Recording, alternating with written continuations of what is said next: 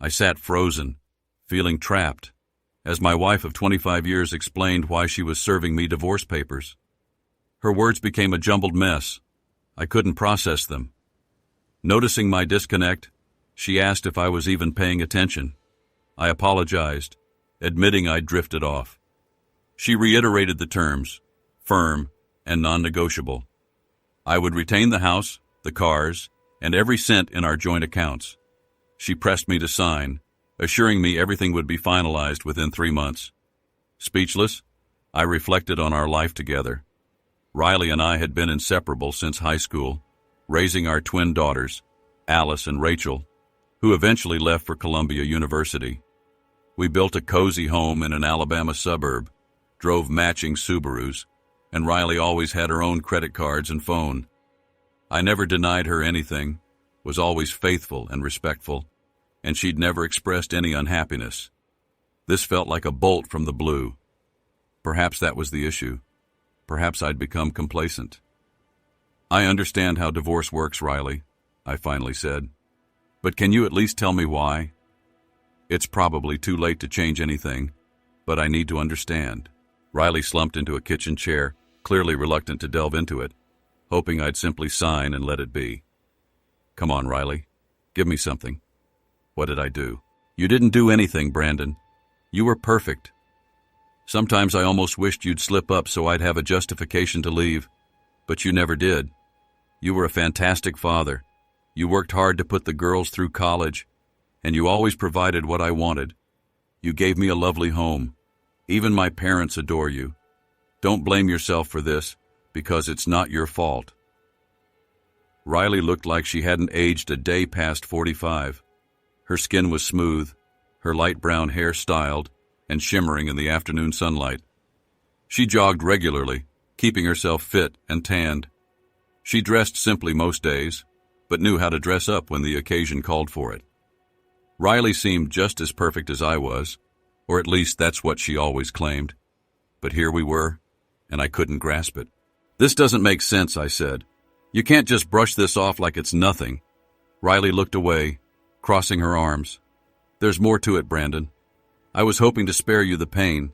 Let's just leave it at that. More to it, Riley. What's really going on? She finally met my gaze. I found someone else. He's a real estate developer with a stylish apartment overlooking the river and drives a flashy BMW. He's charming, successful, and completely infatuated with me. You've always been, well, a grocery store manager, Brandon. Not to belittle your work, you've always provided, and we've lived comfortably. But that's all you ever wanted to be. A manager. Her words stung. I'd had opportunities for advancement, relocation, even leaving town, but I'd declined to keep our family together. And now this. So, what's this guy's name? She hesitated before answering. Derek Grant. He's the CEO of Riverfront Development Group. How long have you been seeing him? 6 months. She sat up straighter, her eyes darting around the kitchen, settling anywhere but on me. Finally, her gaze locked onto mine. Yes, Brandon. If you really need to hear it, I've been with him. I cheated on you while we were still married. There it was. I sat in silence for a moment, then reached for the divorce papers. I signed in 3 places, initialed 2, and slid them across the table. I guess Derek's a better fit for you. Sorry I didn't measure up. As I stood to leave, Riley called out, No, Brandon. That's not it. He isn't better than you, just different. Don't you dare think otherwise. But I was already out the door. I'd been so absorbed in work and my hobbies that I hadn't noticed Riley gradually moving her things out of the house, bit by bit. By the time she handed me the papers, most of her clothes and belongings were gone, likely stashed at Derek's place. She left all the wedding and family photos behind, as if for me to look at in her absence. When I got home that night, Riley was gone for good. Her Subaru was still parked out front, which I assumed she no longer needed. On the kitchen counter, I found a power of attorney for selling the house and car. I spent that night finishing the last of the beer in the fridge, realizing this was the end, and honestly, I didn't want to go back. Riley was out of my life, and that was that. The next morning, I called work and took a 3-month vacation. I'd put it off for years, so they readily agreed. Between vacation days and sick leave, I was covered. I contacted our daughters at school, giving them a brief explanation that Riley and I were separating, but I didn't go into details. They wanted to reach out to her, but I no longer had her new number. With 3 clear months ahead to gather my thoughts and plan my next steps, I disconnected my landline, changed my cell phone number, and canceled Riley's line as well. I had her Subaru appraised. It wasn't worth much, but I'd deal with that later. Then I contacted Max, an old high school friend who was now a real estate agent. He agreed to help sell the house quickly at a fair price. I canceled all joint credit cards, opened new bank accounts, and cashed in some life insurance policies. It was time to get things in order. I collected everything in the house that belonged to Riley, filling 3 trash bags with her stuff. I boxed up the girls' belongings and stored them neatly in the closet. For 3 hours I sorted through family photos, keeping pictures of the girls for them, but discarding all the ones of Riley. Maybe it was petty, but I didn't care. The main issue remaining was figuring out what to do after those 3 months. Would I stay here or move? Would I keep working or try something new? I had 2 hobbies that kept me sane: collecting old coins, especially Indian head pennies, buying and selling them on eBay, and geocaching. Geocaching got me outdoors and gave me some exercise. Riley had never liked it. Ticks, poison ivy, and walking weren't her idea of fun. When I wasn't lost in my hobbies, I spent time reading the Wall Street Journal. Every Christmas, Alice and Rachel renewed my subscription. I wasn't into stocks or bonds, but I kept up with all things related to farm commodities. I knew more about wheat, corn, and sugar than most market analysts, but it was just a hobby. I wasn't invested in it. I dug into riverfront development and Derek Grant. My friend Max found out more about Derek's newest project than I could have alone. He even had a contact at a local bank to gather some intel. Weeks passed without any word from Riley. The girls called each week, but their mom stayed silent. They supported me, but they still had a bond with her. In the meantime, I held a few yard sales, clearing out stuff I didn't need, leaving only enough to keep the house looking presentable. One Sunday, I spotted a photo of Riley and Derek in the society section of the local paper, attending a fundraiser with the city's upper crust. A few weeks later, Max called with a lowball offer on the house, far below its appraisal, but with a quick 60-day close, which suited me. He also mentioned some interesting information about Derek, suggesting we meet up for lunch. I figured a change of scenery couldn't hurt, so I agreed. Hayes Ridge was the perfect place for hiking and geocaching, though I'd already found all the caches there. A few hidden landmarks still eluded me. These landmarks, metal rods and concrete, helped surveyors mark property lines. Finding them felt like a little extra prize. That day, I decided to track down the remaining landmarks. Armed with my GPS and metal detector, I made my way to Hayes Ridge. The area, covering nearly 2,000 acres, was mostly under the management of the Alabama Land Trust, which relied on donations to preserve the landscape from expanding urban sprawl. A nearby orchard and farmhouse had a large for sale sign, which caught my eye. As I approached the orchard, an elderly man walked up, dressed in overalls and a John Deere cap. "Thinking of buying it, or just enjoying the view?" he asked. I chuckled. "If I had $1 million, I'd buy it in a heartbeat." He grinned. "Think it'll sell fast?" he asked. "Got a few interested parties. I'm holding off as long as I can," I said. "Why is that?" "I'm hoping the land trust can pull together an offer," he explained. "I'd like to keep these orchards untouched, but the developers want to clear it all. I've even offered it to them for $600,000, but they're struggling to scrape together the funds." I nodded. It'd be a real loss to see it developed. He sighed. "Those developers have been circling like vultures.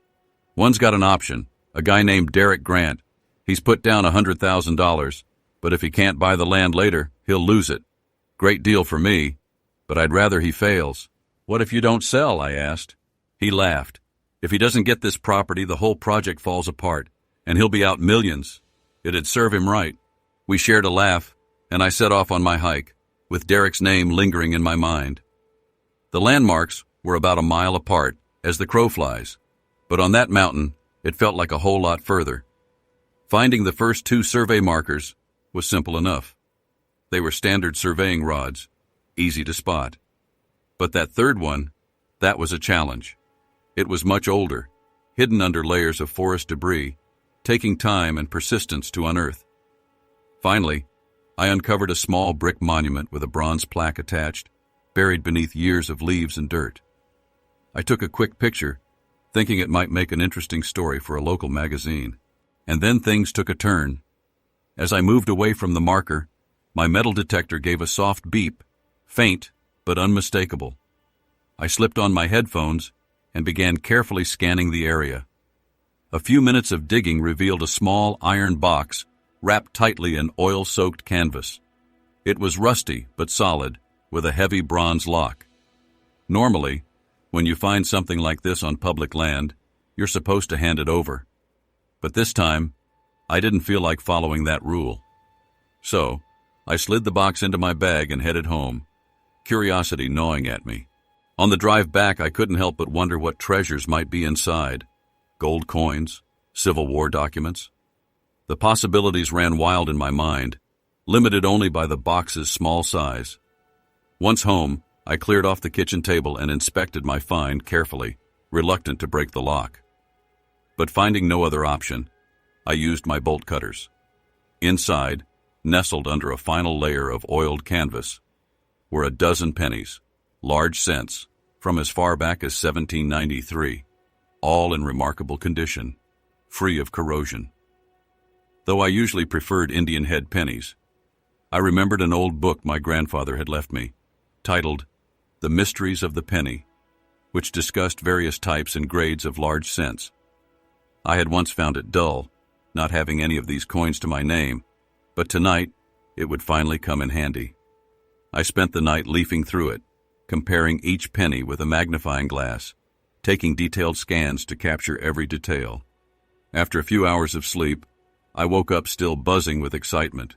I called into work and learned that Stephen Wallace, a senior executive, had been inquiring about me, but I dismissed it.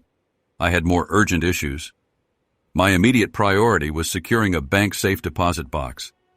After extensive online investigation, I discovered my inherited pennies weren't merely old.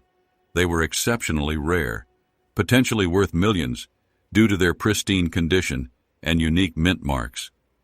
The complexities of money laundering suddenly became clearer. Converting these coins to cash wouldn't be simple. Over breakfast at IHOP, I spotted another newspaper photo of Riley with Derek, this time at an art gallery opening. It reminded me of my next step after the safe deposit box was secured. I contacted John Smart, requesting he postpone any property transactions for a few days, to which he consented. I then reached out to the local land trust, proposing a possible donation, and they responded with enthusiasm. With my divorce concluding in a month, I felt compelled to act swiftly. The remainder of my day was devoted to researching reputable coin dealers and auction houses. I ultimately chose Adams & Burns in New York City, known for discreetly handling unusual transactions, precisely what I required.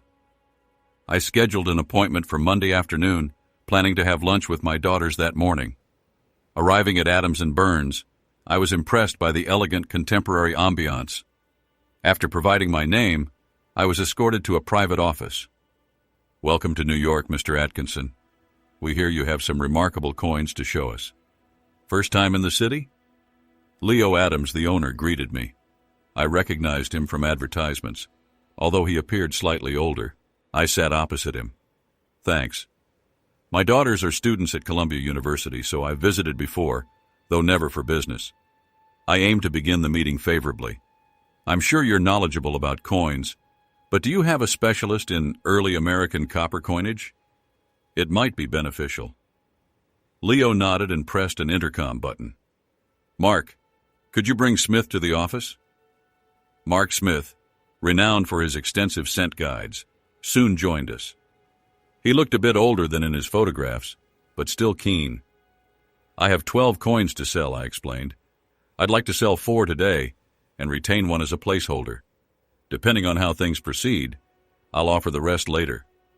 6 of these could easily qualify for census-level grading, but I'll leave that to your expert. Where did these coins originate? Leo inquired. They were a gift from my grandfather when he passed, I responded, keeping my explanation concise. Leo seemed skeptical but nodded. May we see them? I displayed enlarged photographs of the 4 coins, showing both sides. Leo and Mark scrutinized each image carefully. After a period of silence, Leo asked, "So, what's your asking price?" "$1 million wouldn't be unreasonable considering their rarity," I replied, referencing recent auction results. "I'd say $800,000 for the set," Leo countered, "but there's a condition." "What kind of condition?" I reached into my bag, presenting him with a letter from the Land Trust and a flyer for John Smart's orchard sale. "I'd like you to purchase this land and donate it to the Alamance Land Trust. It's priced at $600,000. You'll receive a substantial tax write-off and good karma to boot." Leo and Mark exchanged glances, conferred briefly, then Mark exited. A few minutes later, Leo returned. "Do you have the coins with you?" I nodded. "And a 5th I'd like to include." Mark re-entered carrying a bag labeled Crown Royal, containing nearly 100 coins, mostly gold with a few silver pieces. "We're in," he said, "on the condition you honor the land deal as agreed." After a pause, I handed over the 4 coins, and we shook hands. "So, what's this 5th coin?" Leo inquired. I showed him the photograph of a pristine 1793 strawberry scent, describing it as one of the finest I'd encountered. Both Leo and Mark were visibly captivated. "Care for some coffee, Mr. Atkinson?" asked Adelaide Langley, a striking woman who had just entered. "Black is fine, thanks." She and Leo left, returning 30 minutes later. Adelaide introduced herself and asked if I had a passport. When I confirmed, she explained we would be flying to JFK shortly to open an offshore account for me. She requested I hand over the strawberry scent, which Leo examined excitedly before exiting. Soon, Adelaide and I were on a flight to the Cayman Islands. The first-class experience was a novelty for me, and the flight felt brief. Adelaide, with her effortless style and charisma, attracted attention as we landed. I noticed how easily she took the driver's seat of a yellow SUV, her confidence unwavering. She glanced my way, seemingly amused by my reaction to her presence. After a short drive, we arrived at her mid-sized condo complex. She owned the entire building but resided on the top floor, where she invited me to join her on a small ocean view balcony. "You're not much of a talker, Mr. Atkinson," she remarked, eyeing me with a smile. "No questions?" I chuckled, feeling strangely comfortable. "I'm just surprised to see someone like you drinking beer from a bottle. I pictured champagne or something." She laughed. "I suppose you're wondering why we had to come all the way here to set up an account." "Something like that," I replied. "It's simple," she explained. "It's secure, and it'll serve you well." We moved back inside, away from the breeze, and I couldn't help but feel a sense of camaraderie with her. "You know, Mr. Atkinson, I brought you here to just be myself for a few days." Her sudden comment. Wallace, one of the higher-ups, had been making inquiries about me, but I shrugged it off. More pressing concerns demanded my attention. My first task, securing a safe deposit box. Hours of online research revealed my inherited pennies weren't just old, they were rare, potentially worth millions, thanks to their condition and specific mint marks. The intricacies of money laundering suddenly made sense.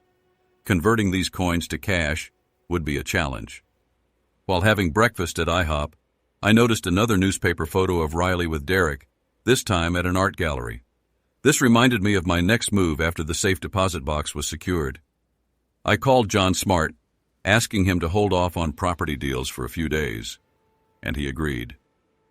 I then contacted the local land trust about a potential donation, which they received enthusiastically.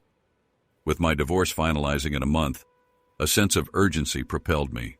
My remaining time was spent researching reputable coin dealers and auction houses, culminating in my selection of Adams & Burns in New York City, known for discreetly handling unique transactions.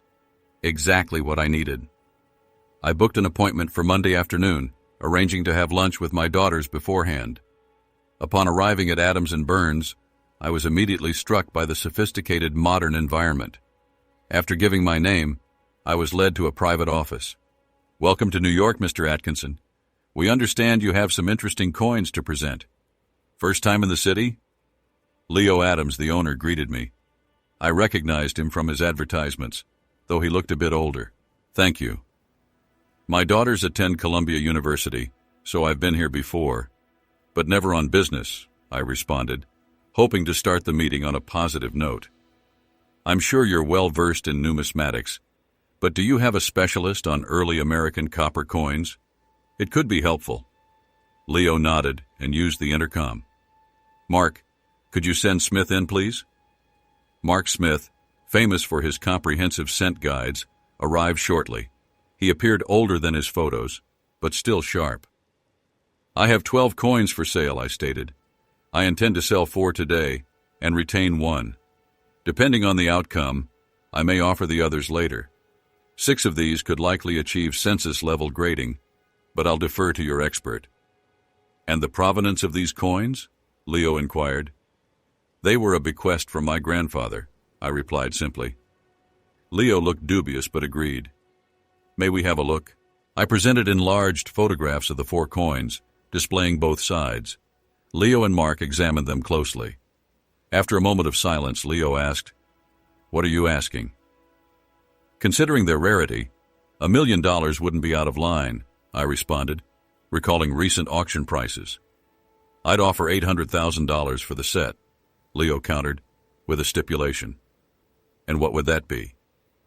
I retrieved a letter from the land trust and a flyer for John Smart's orchard sale from my bag. "I want you to purchase this land and donate it to the Alamance Land Trust. The price is $600,000. Consider it a generous tax write-off and a boost to your karma." Leo and Mark exchanged glances and conferred briefly. Then Mark left.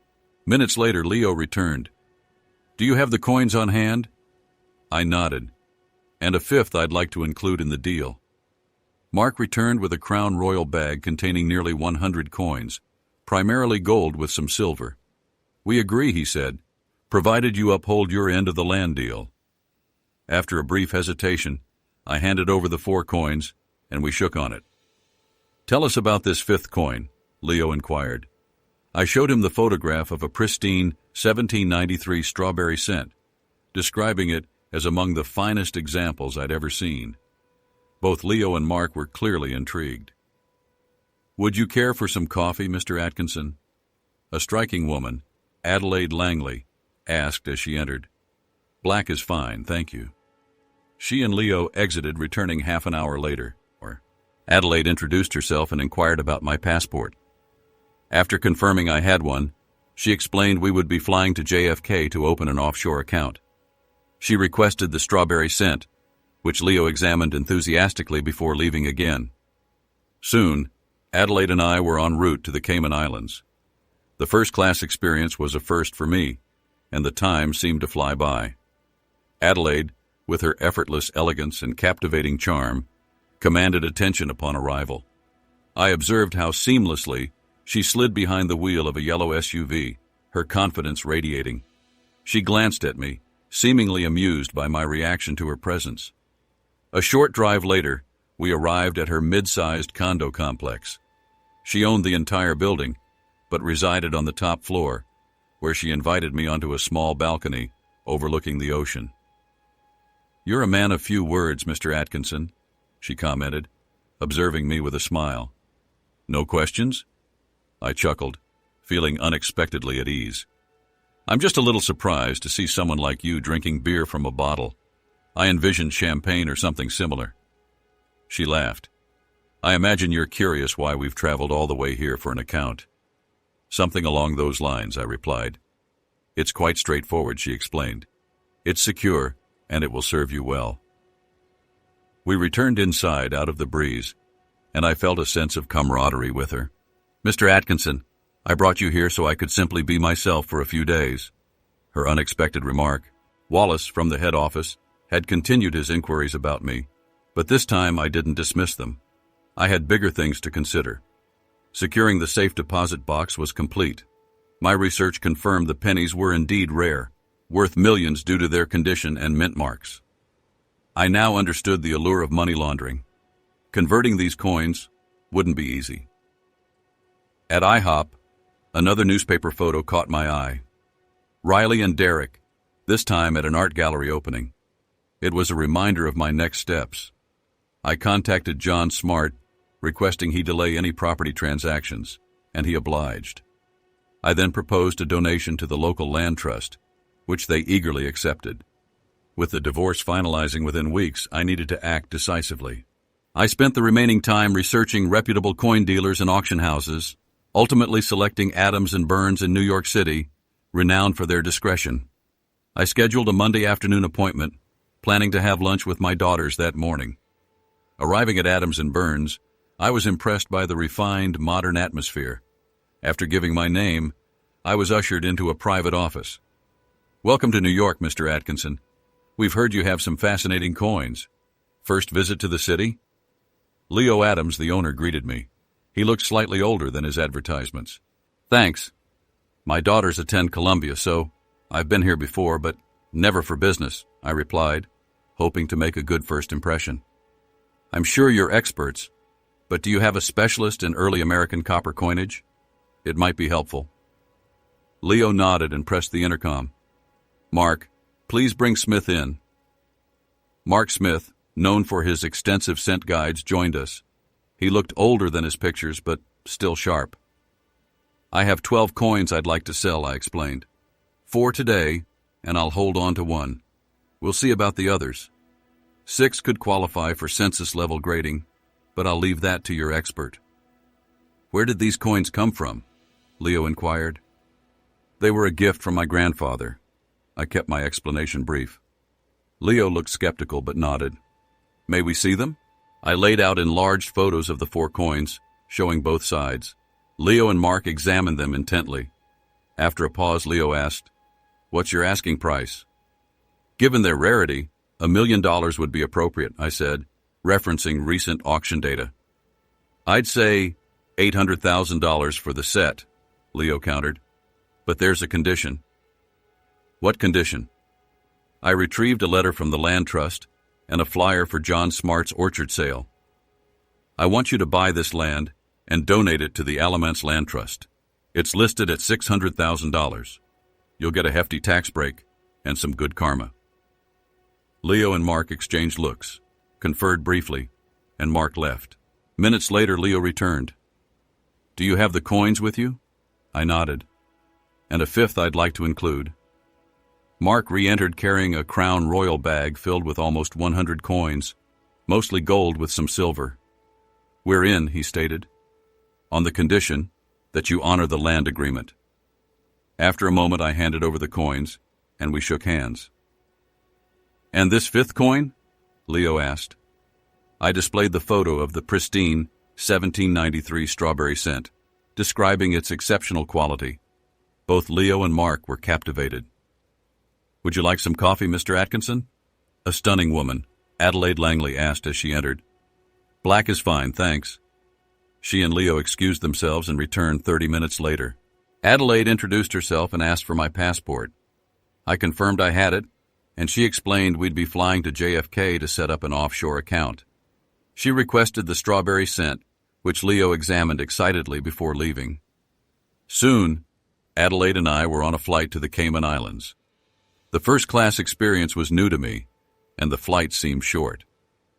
Adelaide, effortlessly stylish and charismatic, drew attention as we landed. I watched her smoothly take the driver's seat of a yellow SUV, her confidence remarkable. She glanced at me, amused by my reaction. A short drive brought us to her condo complex. She owned the building, but lived on the top floor, where she invited me onto a small balcony with an ocean view.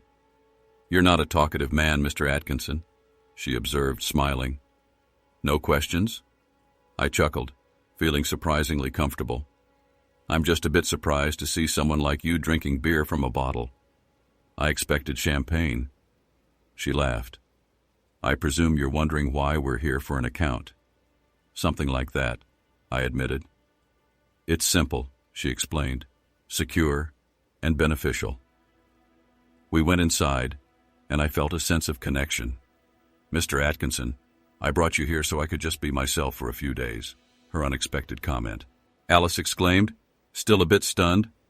"Well, she mentioned needing a personal assistant, and I just happened to fit the bill," I joked, earning a disapproving nudge from Rachel. "Dad, that's not funny. Be serious," she scolded. All right, I conceded, redirecting the conversation. "So, what did you two discuss over lunch?"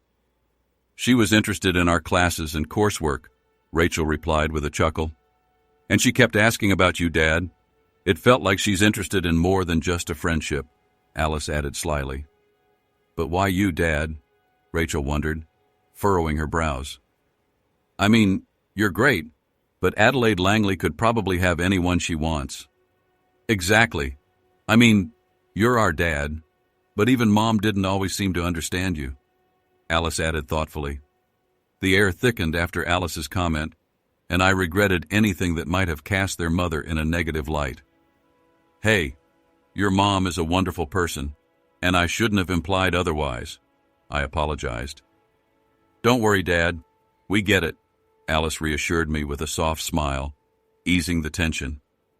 We rode in silence for a while until Rachel's phone rang as we crossed into Alabama. "Hey, yeah, we got here about an hour ago. That's amazing news. I'll let him know. Thanks for calling. Bye." Rachel ended the call, grinning and exchanging a thumbs up with Alice. "What's that about?" I asked, curious. Rachel leaned forward. "Guess what, Dad? Adelaide's coming to Huntsville on Tuesday.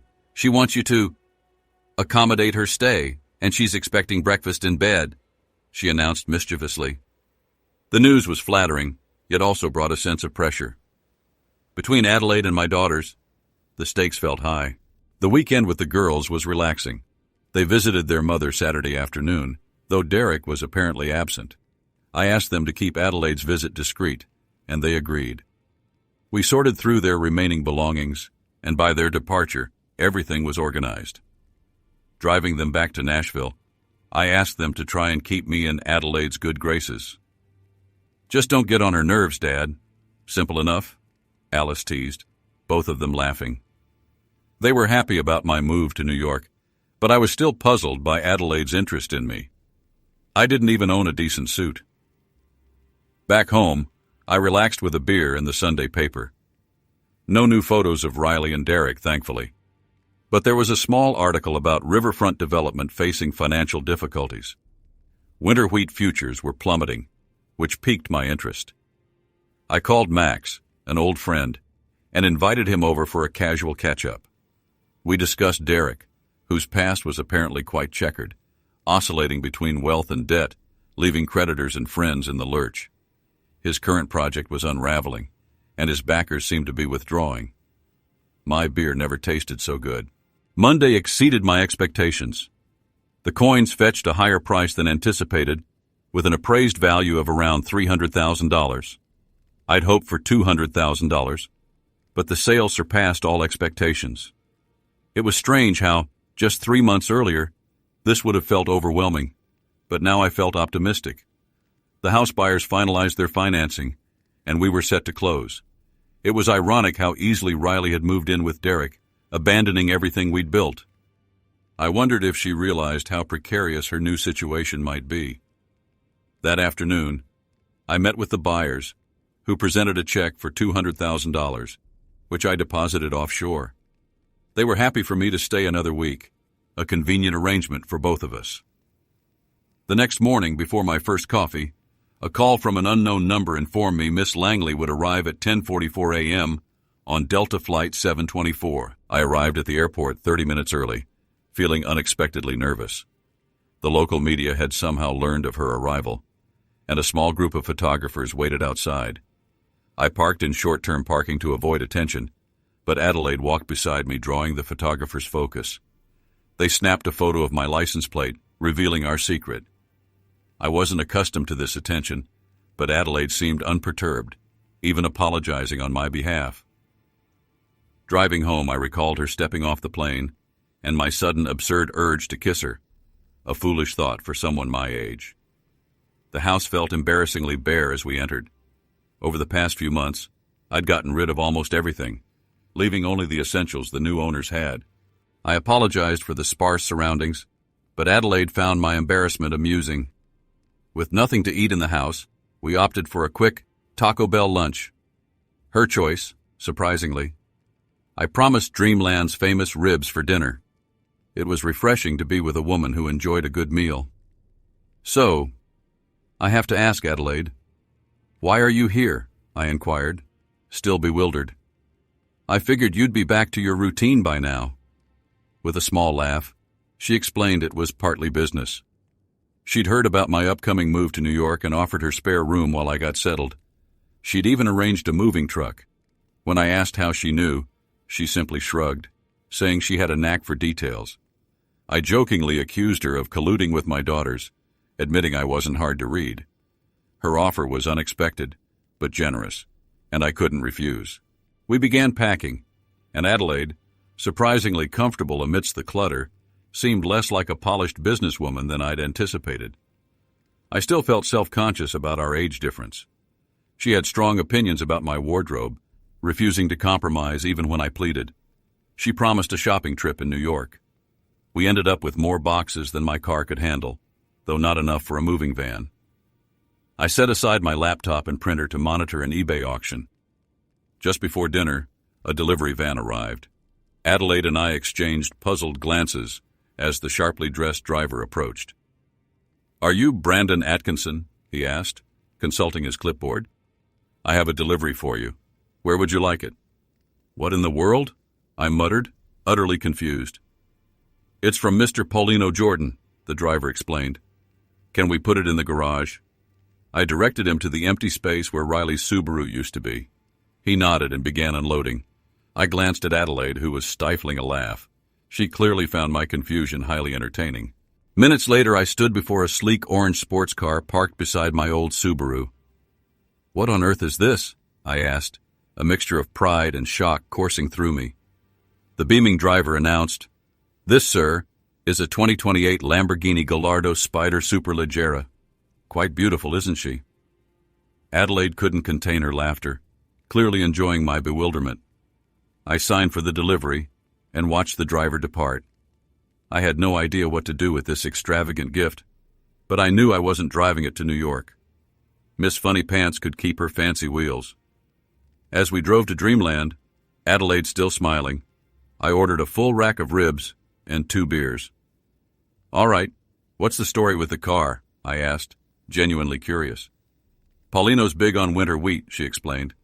"Everyone thought he was crazy when prices tanked, but he doubled down. Within a week, he made over $40 million. He was thrilled with the money, but even more so with the recognition for his shrewd move." "Well, good for Paulino. Hope he didn't mention me," I replied, shaking my head. She chuckled. "He did want to give you some credit, but only with your permission. He's grateful I brought you to the party, so he asked for your address. Didn't realize he had this in mind, though." As the ribs arrived, I watched Adelaide douse hers in Tabasco. I had to admit, I was smitten. "I'm sending this back tomorrow, right?" I asked, gesturing toward the Lamborghini. "That's what I figured," she said, smiling. "No worries. Paulino won't be offended. He probably assumed you'd feel obligated. If he'd offered cash, you might have refused." We ended up ordering more beers thanks to the hot sauce. I felt good. So good I didn't want the night to end. I envied those smooth-talking men who could charm their way into a woman's bed.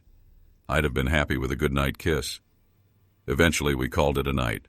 The next morning was even better than I'd hoped. Back at the house, Adelaide took my hand and led me to the bedroom. Being a gentleman, I made sure her needs were met. It was the best night of my life. The next morning's breakfast was simple: juice, coffee, and a Danish. "Sorry, it's the best I can do for now," I apologized. "It's perfect," she assured me, though eating in bed wasn't exactly comfortable. After some laughter and readjusting, we ended up in the kitchen. "Breakfast in bed sounds fancier than it is," I joked. "But honestly, Adelaide, why me? I don't have much to offer, and someone like you deserves the best." She looked at me seriously. "I've had enough smooth-talking men, Brandon. I'm not falling for that again. Ah, I get it. You're into me because I'm not a player or an idiot, I replied, making her laugh. Actually, I was. I was impressed with the deal you struck with Leo in New York, she added. Sold a few coins, that's all. I shrugged. No, it was more than that, she said, her eyes twinkling. Your plan to secure the trust land was quite clever. Me, a philanthropist? Nah, I smirked. More like a guy who took advantage of a unique situation to get back at his wife's new lover. She laughed, and I grinned along with her. Her intelligence and insight, which she'd masked so well, surprised me. Was that a bad move on my part? I asked. No, Brandon. That was genius, she said, clearly impressed. She was curious to learn more about me, which felt good. You had no idea what I was up to in New York, I protested. True, but I found out eventually, she admitted. And you were keeping tabs on me too, weren't you? I couldn't deny it, and my confidence soared. Unfortunately, Adelaide had an early flight back to New York. Saying goodbye was harder than anticipated, but she left me feeling content, even entrusting me with her apartment key. The Lamborghini dealer couldn't retrieve the car until the next day, but I had no intention of driving it anyway. The movers arrived with a small truck, and as I finalized things, Max called with troubling news. Riverfront Development was in turmoil. Derek had lost almost all his backers overnight, and rumors of missing funds were circulating. That evening, Riley stopped by unexpectedly. To what do I owe this surprise? I asked. I need to discuss a few things, she replied. I'm leaving in a few days, but I'll help however I can, I offered, noticing the absence of her Subaru. She pointed to the Lamborghini. What's that? She asked. Sold the Subaru back to the dealer after you said you didn't want it, I explained. The orange car is a gift. I'm sending it back tomorrow.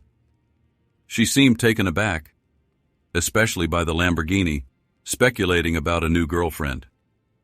No, it's from a cattle rancher I helped out, I clarified. Her expression changed, and she hesitated. So, about the money from the house sale. It's all gone, I replied simply. You didn't want any of it, so I used it to set up my new place in New York. Riley looked puzzled, but seemed to accept my answer. When she asked where I'd be living, I mentioned the move and the new job, omitting Adelaide and the Cayman account. Where are you living now? I inquired. We're at the Holiday Inn until Derek finds us a new place, she explained. Now I get it, I said, understanding her desire to move back into our old house. She looked confused, but I didn't press. Anything else I can help you with, Riley? She hesitated again before asking, could you give me a ride to the Holiday Inn? The drive started quietly, but soon she brought up Adelaide. Tell me about her, she pressed. Not exactly a girlfriend, more of a business partner, I replied casually. What kind of business? She probed. Not that kind. I'm still a grocery manager, Riley. She looked out the window, muttering something under her breath.